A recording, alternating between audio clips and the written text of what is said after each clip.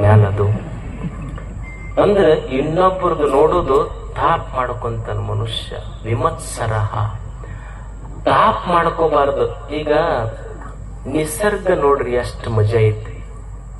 ಈಗ ನೀವು ನಿಮ್ಮ ಮನ್ಯಾಗ ಇಷ್ಟು ಕುರಿ ಸಾಕಿರಿ, ಕೋಳಿ ಸಾಕಿರಿ, ಆಕಳ ಸಾಕಿರಿ, ಮತ್ತೆ ಎಷ್ಟು ಪಶು ಪಕ್ಷಿಗಳು ಸಾಕಿವೆಲ್ಲ.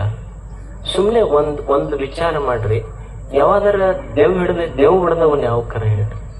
ಕುರಿ ದೇವ್ ಆಗಿದ್ದದ ಒಂದು ಉದಾಹರಣೆ.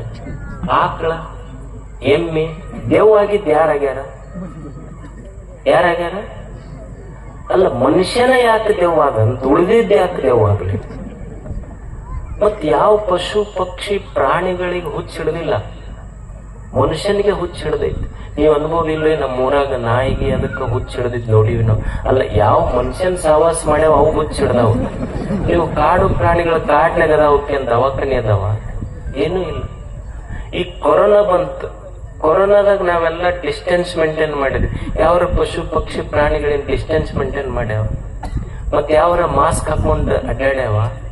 ಮನುಷ್ಯಾಗ ಯಾಕೆ ಹುಚ್ಚ ಹಿಡಿತೈತಿ? ಮನುಷ್ಯಾಗ ಯಾಕ ದೇವ್ವಾಕ್ಕನ? ಮತ್ತ ನಾವೆಲ್ಲ ಜ್ಯೋತಿಷ್ಯ ಕೇಳ್ತೀವಿ, ಪಂಚಾಂಗ ಕೇಳ್ತೀವಿ, ಹೋಗಿ ಏನ್ ಕೇಳ್ತೀವಿ ಅಂದ್ರೆ ಎಲ್ಲ ಕೊಟ್ಟನ್ರಿ ದೇವ್ರ, ಸಮಾಧಾನ ಒಂದ ಬಿಟ್ಟಾನ. ಎಲ್ಲ ಕೊಟ್ಟಾನ, ಸಮಾಧಾನ ಇಲ್ಲ ನೋಡ್ರಿ. ಮನುಷ್ಯ ವಿಚಾರ ಮಾಡಬೇಕಾದದ್ದು ಏನಂದ್ರ, ಸಮಾಧಾನ ಎಲ್ಲಿ ಸಿಗತೈತಿ ಅಂದ್ರೆ ಪಂಚಾಂಗ ತೆಗೆದು ನೋಡಬೇಡ.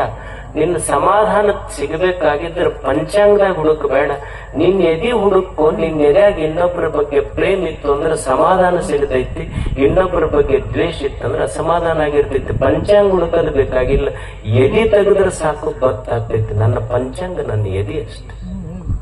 ವಿಮತ್ಸರ, ಸ್ವಲ್ಪ ಮನುಷ್ಯ ದ್ವೇಷ ಭಾವನ ಬಿಟ್ಟು ಬದುಕುವುದು.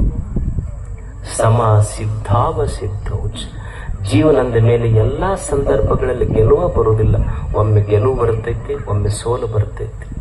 ಒಮ್ಮೆ ಮ್ಯಾಲ ಕೂಡೋದು ಬರ್ತೈತಿ, ಒಮ್ಮೆ ಕೆಳಗಿಡೋದು ಬರ್ತೈತಿ. ಮತ್ತೆ ನೀವೇನು ಮ್ಯಾಲ ಕುಂತಿದ್ದ ಬಹಳ ಚಲೋ ಅನ್ನಬೇಡ್ರಿ ನೀವು. ಯಾಕಂದ್ರ ನಿಮ್ಮನ್ನ ಯಾರು ಇಳಿಸೋರು? ನಮ್ಮನ್ನ ಇಳಿಸೋರು ಇರ್ತಾರ, ಯಾವಾಗಲೇ ಇಳಿಸೇವಿ ಇವ್ರಿಗಂತ. ನಿಮ್ಮದ ಆರಾಮ್, ನಿಮ್ಮನ್ನ ಯಾರು ಇಳಿಸಬೇಕು ಹೇಳ್ರಿ? ಅಂದ್ರ ಜೀವನ ಇದೊಂದು ಚಕ್ರ. ಇದು ಮ್ಯಾಲ ಕುಂತಾವ್ ಕೆಳಗ್ ಕುಂತಾವ್ ಮೇಲೆ.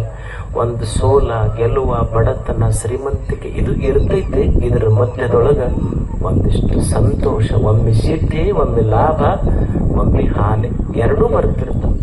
ಇದರ ಮಧ್ಯದೊಳಗ ಬದುಕುವುದನ್ನ ಕಲಿಬೇಕು ಮನುಷ್ಯ. ಕೃತೋಪಿ ನ ನಿಬದ್ಧತೆ. ಹಿಂಗ ಬದುಕೊಂತಿದ್ರೆ ಅವನಿಗೆ ಮುಕ್ತ ಅಂತ ಕರೀತಾರೆ. ಒಂದು ಮುಕ್ತಿಯ ಜೀವನ. ಮುಕ್ತ ಅಂದ್ರೆ ಸತ್ತ ಮೇಲೆ ಸಿಗುವುದಲ್ಲ, ಜೀವನಿದ್ದಾಗ ಜೀವನ್ ಮುಕ್ತ ಅನುಭವಿಸೋದು. ಏನಿರ್ಬೇಕು ಅಂದ್ರ ದೇವರಿಗೆ ಹೋಗಿ ಕೇಳಿಕೊಳ್ಳುದು. ಏನು ಕೇಳಿಕೊಳ್ಳುದು ಅಂದ್ರೆ, ಭಗವಂತ ನೀ ಕೊಟ್ಟಿದ್ದಕ್ಕ ಒಂದು ಧನ್ಯವಾದ. ಶರಣರು ಹೆಂಗ ಬದುಕು